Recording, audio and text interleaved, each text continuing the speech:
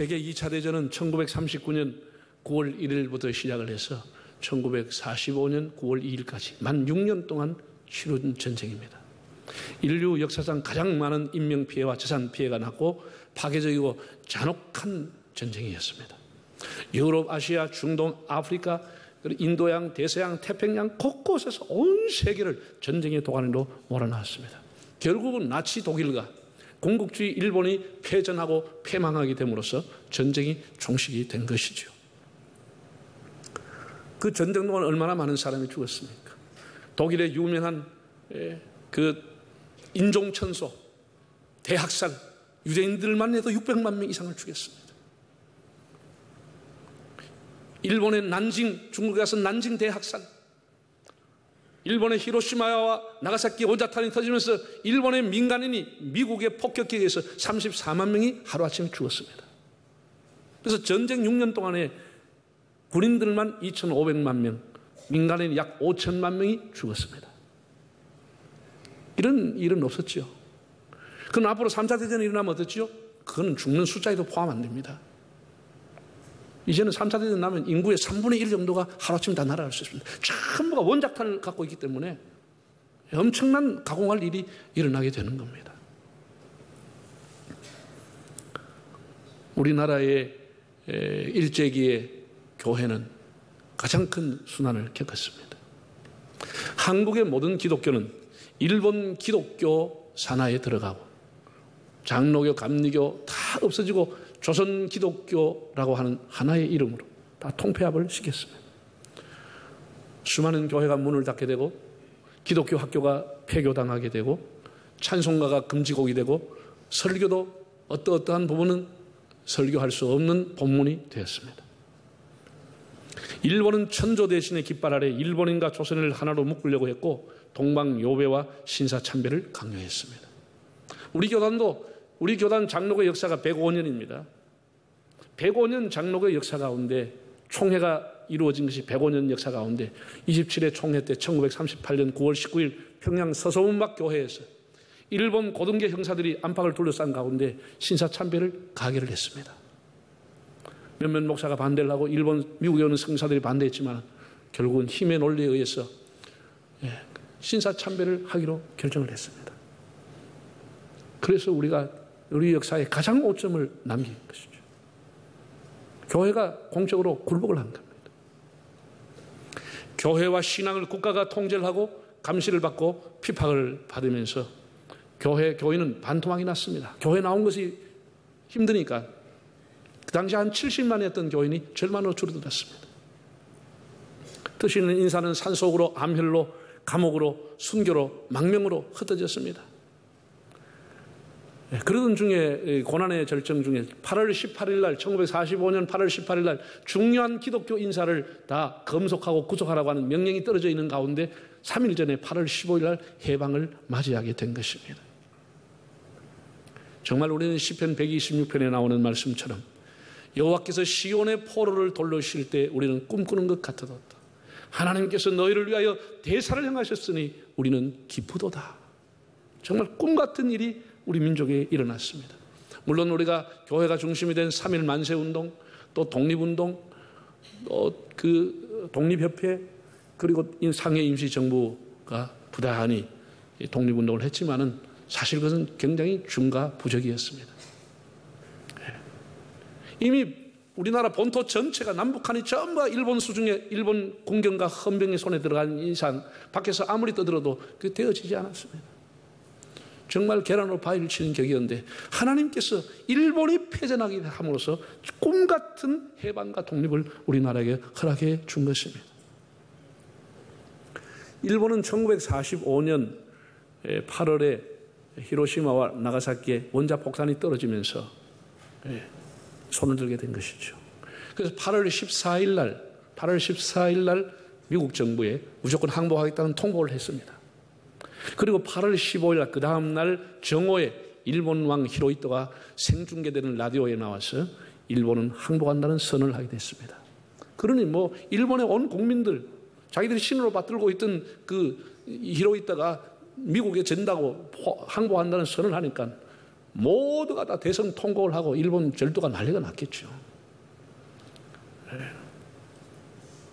그리고 9월 2일 날 도쿄 옆에 있는 요코하마에 정착했던 미국 함상인 미주리 함상에 올라가서 일본의 외무 대신이 정식으로 항복 문서에 서명을 하게 됨으로써 2차 대전이 종결하게 된 것입니다. 정말 우리는 꿈 같은 일이 일어났습니다. 그때 불렀던 강복절 노래, 흙다시 만져보자 바닷물도 춤을 춘다. 그런 감격과 기쁨을 가지고 다시 찾은 주권, 다시 찾은 신앙, 다시 찾은 나라, 상한 갈대를 꺾지 아니하시고 꺼져가는 심지를 끄지 아니하신 하나님 앞에 우리 성도들은 제단을 쌓고 찬양과 영광을 돌렸습니다.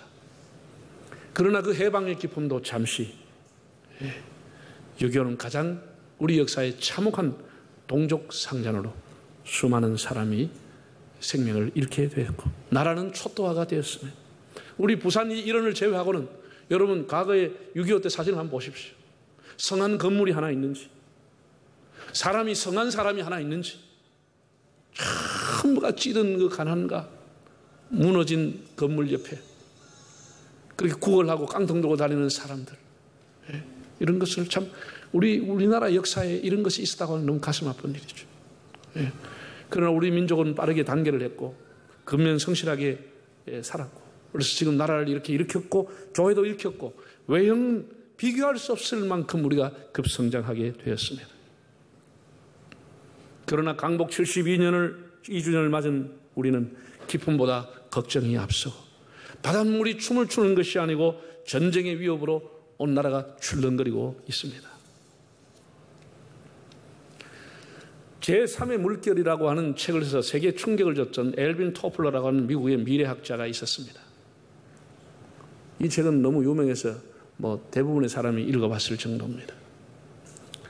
그 엘빈 토플러가 한 말 중에 이런 말이 있습니다. 21세기는 동북아시아에서 쌀을 먹는 나라가 세계를 지배할 것이다. 이렇게 얘기를 했습니다. 동북아시아에서 쌀을 먹는 민족이 세계를 지배할 것이다. 이게 참 예사롭지 않은 예견입니다. 지금 돌이켜 생각해 보면 그의 예견이 거의 적중되어 가고 있다고 봅니다. 여러분, 동북아시아에 쌀을 먹는 민족이 어디입니까? 일본, 중국, 한국, 북한입니다.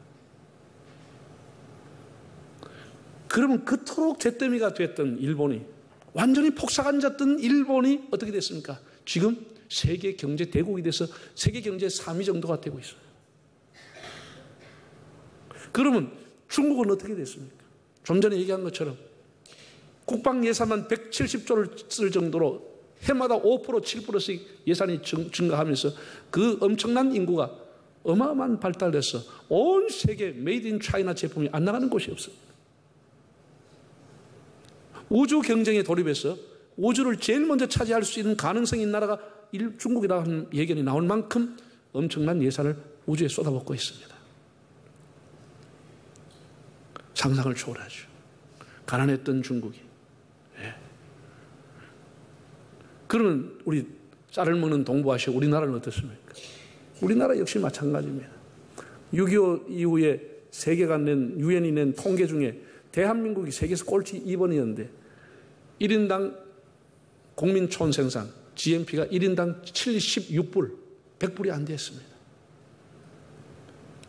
1년 동안 우리가 하는 게 100불이 안 되는 우리나라가 지금은 상상을 초월하게 됐죠. 메가더 장군이 서울이 수복되고 난 이후에 한 얘기가 있습니다. 이 나라가 앞으로 원래의 서울을 수복하려면 100년은 걸리겠다고 했습니다. 100년이 걸리겠다고 하는 서울이 수십 년 만에 그 당시와는 비교할 수 없을 나라로 바뀌고 말았습니다. 북한 역시 우리가 그 경제력은 가늠하기 어렵지만 군사력으로 봤을 땐 세계 한 7위 정도까지 들어갈 수 있을 굉장한 군사력을 갖고 있습니다. 동북아시아에서 쌀을 먹고 있는 나라. 쌀을 먹는다고 하는 말은 다른 말로 해서 밥을 먹는 민족이고, 밥을 먹는 민족이라는 말은 다른 말로 하면 젓가락을 사용하는 민족이라는 겁니다. 여러분, 사람이요, 나이 많은 사람도 젓가락질 자주 하고 사고 손 운동하면 치매가 없다고 하잖아요.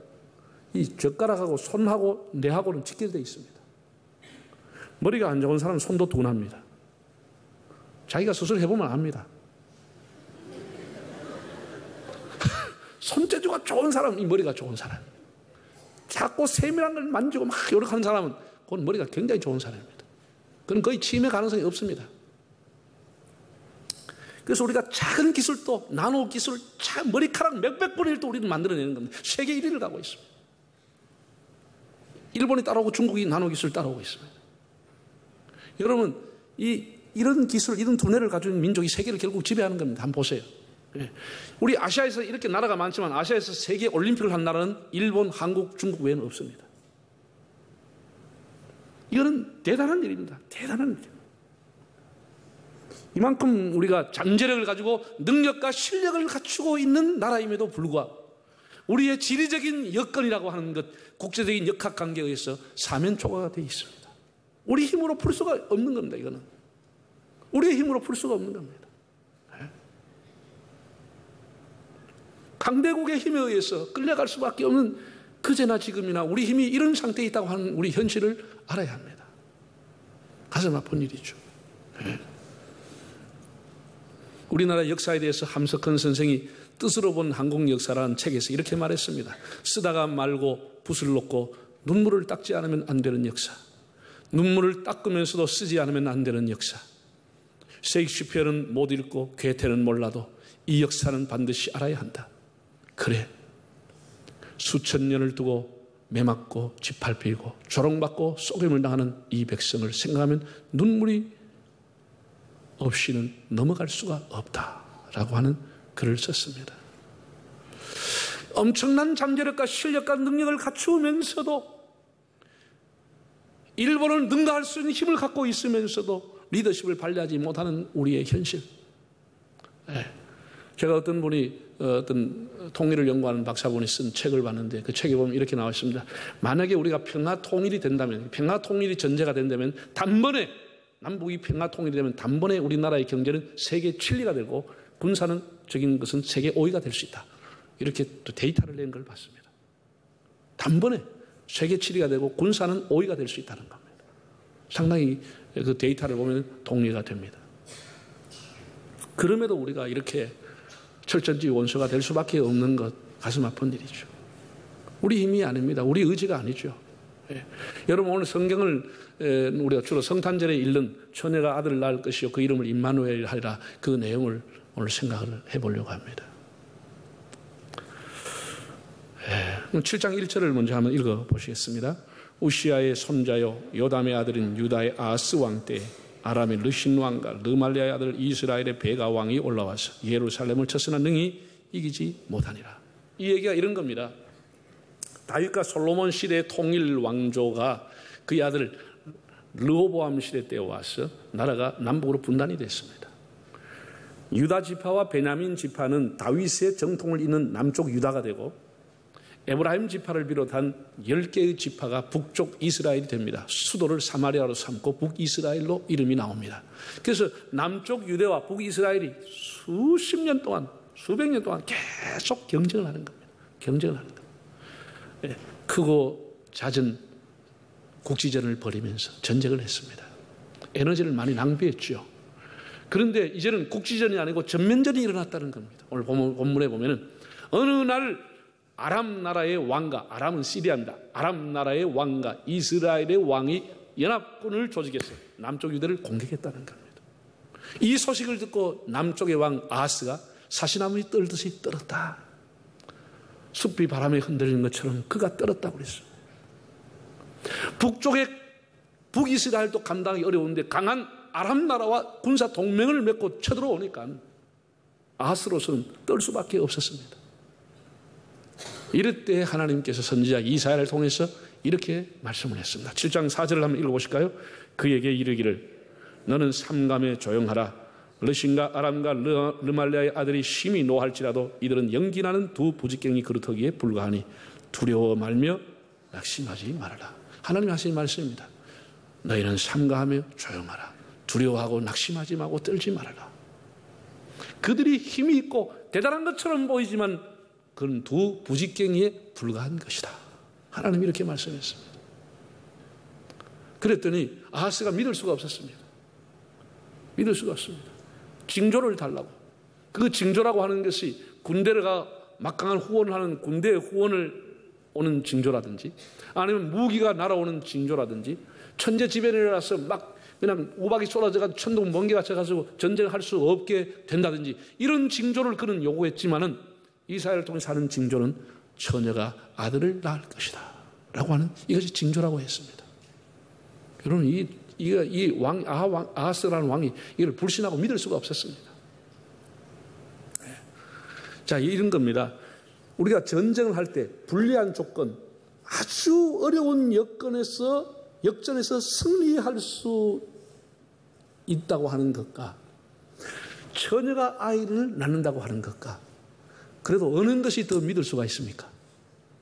자, 1번이요, 2번이요. 네? 불리하지만은 그래도 역사적으로 보면은 불리한 여건에서 우야우야 저쪽에서 자중진화 일어나서 역전 승리할 수 있다고 하는 것은 가능성은 좀 있습니다. 5%, 7% 가능성은 있습니다.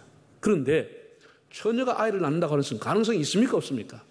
이거는 100% 불가능한 일입니다. 근데 하나님께서는 100% 불가능한 일을 그에게 보여주시는 겁니다. 처녀가 아이를 낳는다는 겁니다.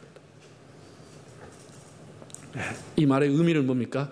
반드시 하나님께서 남쪽 유다가 승리하게 하신다고 하는 확신과 약속입니다. 그러면서 하신 말씀이, 너희가 믿지 못하면 굳게 서지 못하리라. 믿으면 굳게 서리라. 이렇게 말씀을 했습니다. 정말 믿을 수 없는 일을 믿으라고 하는 겁니다. 여러분 보십시오. 네. 지금 북한의 김정은이가 난리가 났습니다. 심심하면 미사일 뻥뻥하고 그냥 미국 본토까지 날아가는 사거리를 자랑하고 완전히 이거는 활활 타오르는 장작입니다. 부지게이 정도가 아니고 활활 타오르는 장작이 타오르고 있습니다. 네. 우리가 미국의 트럼프와 북한의 김정일의 공통점이 뭐냐? 예측 불허한 인물이라고 합니다. 공으로 말하면 럭비공이라고 하는 이 불안한 겁니다. 이게 어디로 튈지, 무슨 말을 할지, 무슨 짓을 할지 아무도 모르는 겁니다. 자기도 모르고 하나님도 모르고 아무도 모릅니다.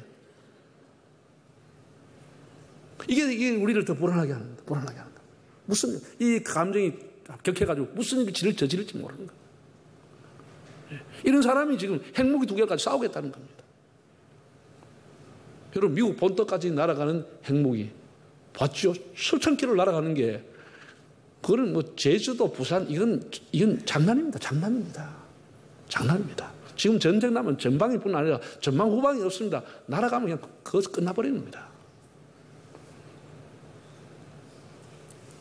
이게 이제 우리를 불안하게 하는 거예요. 그런데 하나님께서 다시 그에게 말씀하기를 뭐라고 하느냐? 65년 후에 두 부지깽이는 망한다고 했습니다.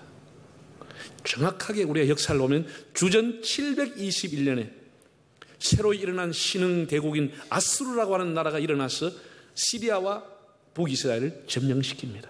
그래서 북이스라엘이 영원히 패망합니다. 주전 721년에 65년 뒤입니다. 하나님 말씀이 이렇게 딱 들어맞게 되어 있습니다. 두 나라는 부지깽이처럼 불을 타오르게 하다가 결국은 다 버렸습니다. 두 나라가 다 타버렸습니다. 옛날에 여러분 부지깽이를 우리가 불 피울 때마다, 군불 뗄 때마다 부지깽이를 사용합니다. 그죠? 그 부지깽이 조그만 짝대기 나무, 그래가지고 불을 이렇게 일카가 불 키우면 그 부지깽이에 불이 붙어요, 안 붙어요? 부지깽이 그것도 불이 붙습니다. 자꾸 불을 일으키니까. 그러면 기다란 몽디가 점점 불타가 잘라지고 또 한 번 더 쓰면 또 잘라지고 또 잘라지고, 조그마한 몽디 되면 그것도 불 속에 집어넣습니다. 하나님께서 이렇게 하나님을 대적하는 민족을 불쏘시개처럼, 불지게이처럼 집어엿보고 용도 폐기한다는 거예요. 그게 주전 721년에 역사적으로 북이스라엘과 시리아가 아수리아에 있어 망하게 된 겁니다.